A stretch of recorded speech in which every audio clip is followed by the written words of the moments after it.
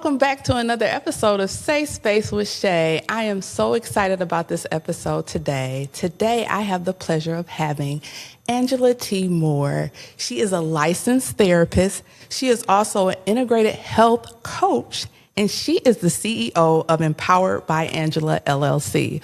Welcome, Angela. Oh, thanks for having me. It's an honor to be here. I am so excited to have you here today. You know, I'm always immersed with how I can learn and educate, myself and my audience, especially in this climate right now. So I'm so excited to have you here today. Yeah, it's an honor to be here, truly. Yes, thank you so much. So on today's episode, I wanted to really focus on the nutrition and mental health aspect and how our mind, body, and physical health is all connected. So before we get into that, I wanted to know, how did you get into this field? Well, I'm going to go back a little bit. So my mother died of a massive stroke, unfortunately, when I was 13. Oh, my God. And that was an extremely tragic event because when you looked at her from the outside, she'd appeared healthy and well because she was thin. Yeah. And other than a complaint of a headache, we did not know that she was, I know she had high blood pressure, but I did not know that her blood pressure was that high. And literally I was talking to her one night, and then hours later, I was holding her while she was having a stroke. And it really dramatically changed my life for two reasons. One, I had the unfortunate experience to see someone that I loved very much that did not appear sick pass away very shortly, after what I didn't even really understand what was a stroke. Yes. And then what was even more impactful was after she passed away, as I was going through her items to get things ready for the funeral, I found notes that she had been writing to herself. I'm depressed, need to get my life together. So at that point in my life, physical health and mental health really became important to me. And then you fast forward years later, I had a brother that was 4 years older than me that tragically died from suicide. So again, he seemed fine when I had talked to him on the phone. And then shortly thereafter, I received another phone call that he had taken his life. Oh, my God. Yes. Angela, that is so heavy. Yeah, oh yeah. And I know that took a toll on you. It did. Yeah. And from the mental standpoint, what was really significant was that after I lost my mother, I also lost, I would say, hope. Yeah. Hope for a future. Yeah. I also was significantly impacted by the fact that my family, I moved in with my aunt and uncle, did not have an awareness about mental health and mental health conversations. And so there was no conversation about why she passed. There was no treatment. I did not receive any therapy at that time. So from the ages of 13 until I went to college, and not till my last year in college did I actually receive therapy for that. And then shortly thereafter, that's when I got the phone call that my brother had taken his life.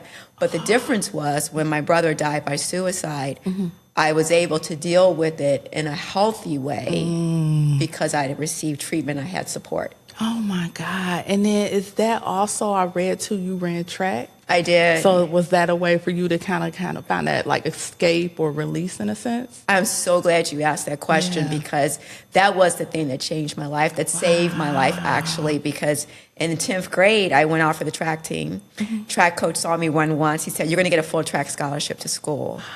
And that gave me hope, and it gave me something to, I say, to look forward to. Yep. Every day I would get to go to track practice.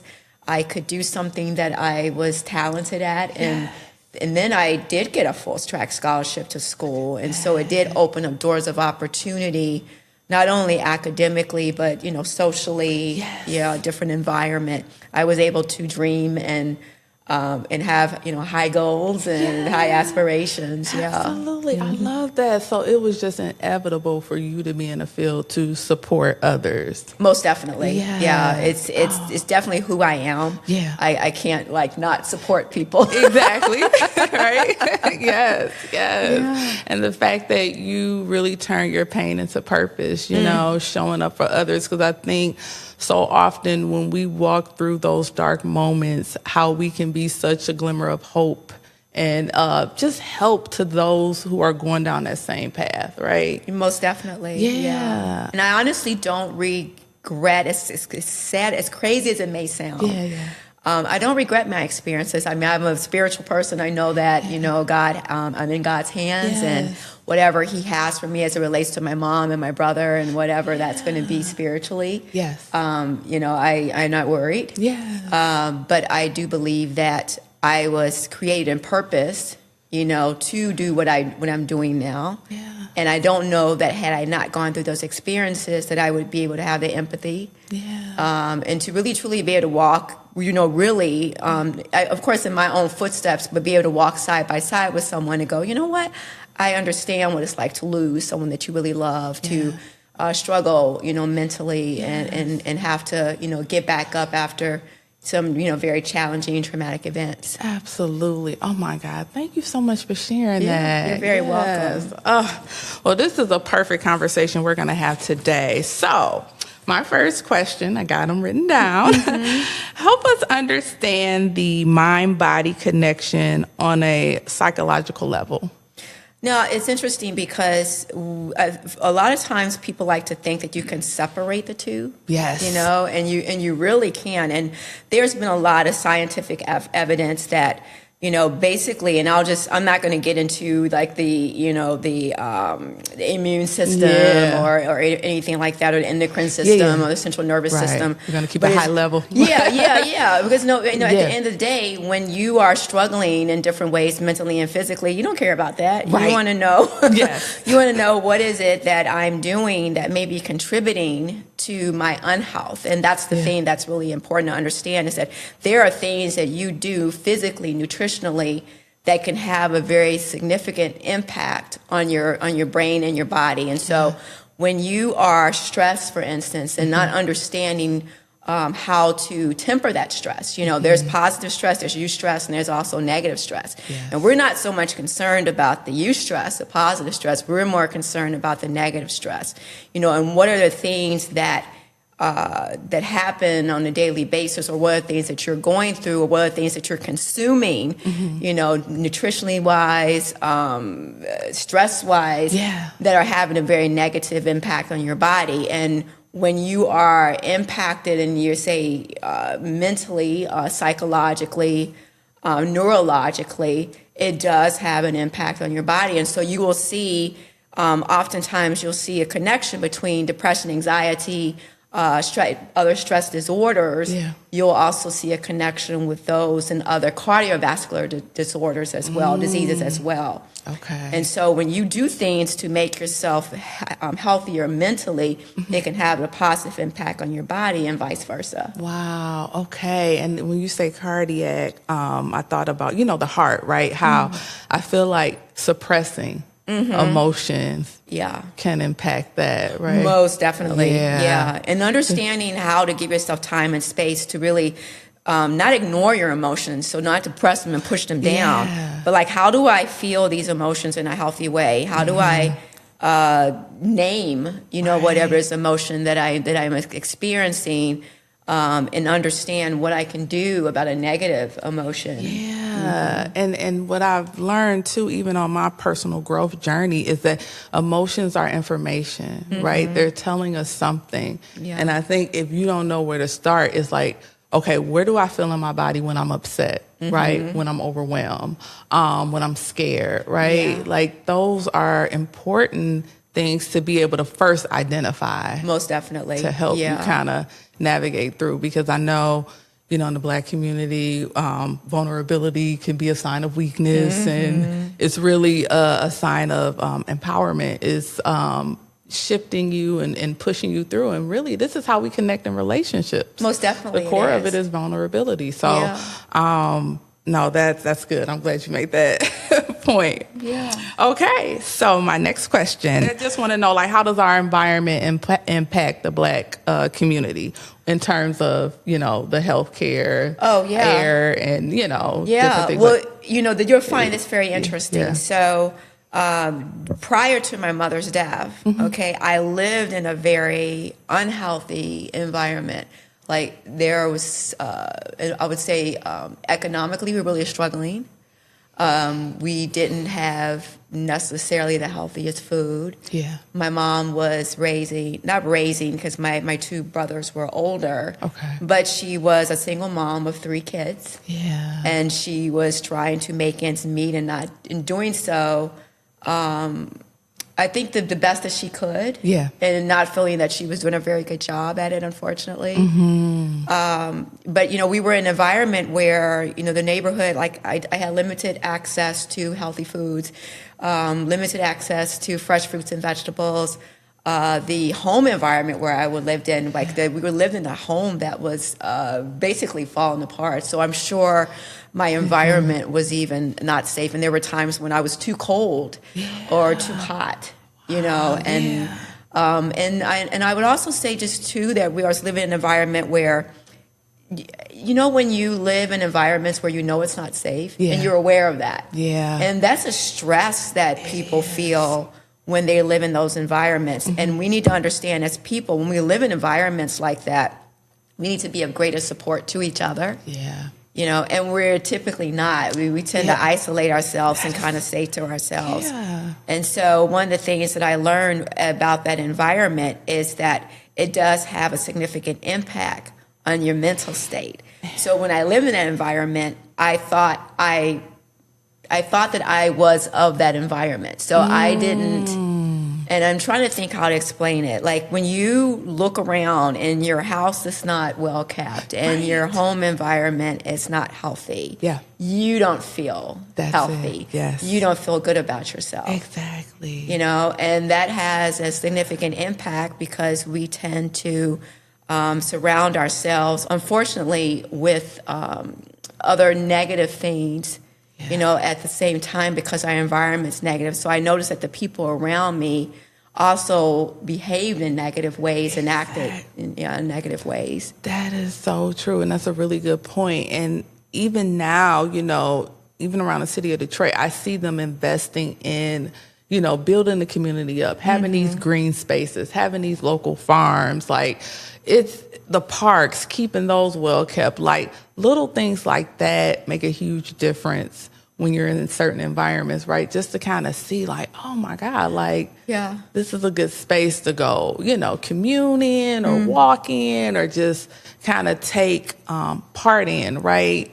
I can only imagine how it is for some individuals in those sort of environments who may not see like an open, clean, well-kept space or just something that can renew their mind, Yeah, it has a very negative impact on you. And so I love when you have organizations that really pride themselves, on creating those healthy spaces. Yes. Colorful spaces. Right. Yeah, I love that because I think it has a very significant impact on the people that get to see that. Absolutely. And then as you were talking, I also thought about, taking advantage of museums and art shows and just any little thing in the community that you can find that you can kind of engage in. I feel like that can also be, give you a sense of recharge, like change your environment up. Yeah, for sure. Yeah. Okay. All right. So what does an integrative approach look like in terms of our emotional, mental, and physical wellness? So when I say our integrative approach is understanding that I don't believe that you can separate, the mental, the nutritional, and physical. Yeah. Yeah. So, because what I eat is going to affect, how I feel, and then it's going to ultimately affect, it's going to also affect what I look like, and we oftentimes will consume unhealthy foods and then we exercise and we think that as long as I'm exercising, I'm going to be healthy. And you may look healthy, as I shared with you when my mother died from stroke. She looked healthy. She was thin. So, understanding that if I eat healthy, if I do things that relieve stress, if I do things to manage stress in healthy ways, if I also exercise and I intentionally move, that over time, and you do that consistently, you will create a healthy life for yourself. So it really does need to be integrated, because one thing ultimately impacts the other. Yes, absolutely. And that's a good point too, because I think historically, like even with women losing weight, they're like, oh, I'm going to change my eating habits, I'm going to exercise. But then they miss that emotional piece, like what's going on. Because I feel like that's like a mask. Like, okay, I'm dealing with something, so I'm going to shift my attention to eating right and exercising, but still not dealing with what's going on in the background, you know? Yeah. And I'm so glad that you mentioned that, because that's something that you also have to think about. You know, how healthy are my relationships with others, with myself? What are the things that I intentionally do that, you know, I always say that make your spirit dance, you know? What are the things that I do to feed myself spiritually, whether that's, you know, if you have a religious life, you know, or if you have other ways that you that you connect yourself, you know, with whatever it is that gives you, I would say, purpose. Yes. Yeah. Whatever gives yourself purpose. And that needs to be what you wake up with and what you go to sleep with. Absolutely. And I love that, because too, we have to think about what gives us that I'll say healthy kind of like boost, right? Because a lot of times women can shop. Some people gamble, some people overeat, they indulge in certain things, so they feel like, well, that's giving me that satisfaction, but the end result isn't so great, right? So I think it's important to identify, okay, what's giving me like this healthier outcome, versus I think those type of things, they give you the immediate satisfaction, but then in the end, it's like a crash and burn. Most definitely. Yeah. So I think that's important to know. Okay. Cool. All right. And so my last question, what are some practices, helpful habits, and dietary choices we can make on a practical scale that can improve our mental health and emotional well-being? Okay. So I will say, first thing when you wake up in the morning, what is your morning routine? And that's really, really important to have one. So for instance, like for myself, you know, I like to start my day by reading scripture, and I do a devotional, and that's the way I start my day every day. Okay. So what is it that you need to do that's going to start yourself up in a positive way? Something I would definitely recommend is don't start with your cell phone. A lot of people grab their cell phone immediately. If you use it as an alarm clock, I recommend not doing that. Right. If you use a cell phone as your alarm clock, don't do that. Because that would basically, you're allowing the cell phone to determine what you're going to do. Exactly. You know, and how you're going to feel. Yes. And then I also recommend that as you're going throughout the day, to be very intentional about the food that you're eating, that you're hydrating, that you're intentionally moving and being physically active throughout the day. And then also when you in the night, and have a night routine too, when you're going to sleep, preparing yourself to go to sleep, what do you do to kind of bring yourself down, to release any tension, to release any stress, to remove anything from your mind that can maybe cause ruminating thoughts at night. Okay. So be very mindful of what you watch, what you listen to, who you talk to. And just, you know, have a night routine, and that will help you have a good day after day after day, and then they add up. No, that's good. So if that's like overwhelming for some people, like, oh my God, that's just too much. Is it okay for them to start off small, right? Like, what if they set like one task, like, okay, I don't know, I'll cut my phone off for a half an hour today, and, you know, I won't look at it. Could that be something that could be like a small goal that leads to a bigger goal? Or I'll drink water after my meals before I drink a Sprite or something like, I don't know. Just, do you find that helpful, or do you find that it needs to be more, not strict, but just something more consistent throughout the day? I say consistent, but it doesn't have to be strict. And I'm actually I'm not a fan of diets. I don't believe in restrictive eating. I always say try to focus on the foods that you should consume versus the food you should avoid. Okay. You know, so try to get in all those healthy things, and then if you still want the more unhealthier things after that, then maybe consume them. I would say start wherever you're at. Be realistic. Do not set these lofty goals that you know that you can't achieve. Right. Just, you know, when you wake up, go, okay, how can I make this a better day? You know, and as you go through each hour, you know, well, what can I do better this next hour? You know, just take it easy. And I think that's good, because for me, it's if I can write it down, because in the morning I'm not so great with getting up and trying to get a head start. But I do like throughout the day try to be intentional with like moving my body, taking a walk, or at night journaling, just to kind of like release those thoughts. So that is something that I am more intentional about. So I feel like, okay, those are my small wins, and those will lead to more, right? The more I'm intentional I am, the more consistent I am, the more I can kind of add more things on, right? Yeah. And so maybe just start with one thing, that you can just, do consistently, and then add another and another. That's a good point. No, I like that. Good. Okay, cool. Well, is there anything else you wanted to add to this conversation? Anything that you want my viewers and listeners to take away? I would just say, know that you're worth the time and effort. So just remember that you are the most important person in your world. Yeah. And if you're healthy, you can be healthy for other people. So yes, that's what I would say. I love that, because you can't pour from an empty cup, right? You definitely cannot. So that is so true. Well, thank you guys for joining me on another episode of Safe Space with Shay. As always, I want you to find ways to honor yourself. Know that you are worthy, you are deserving. And until next time, bye.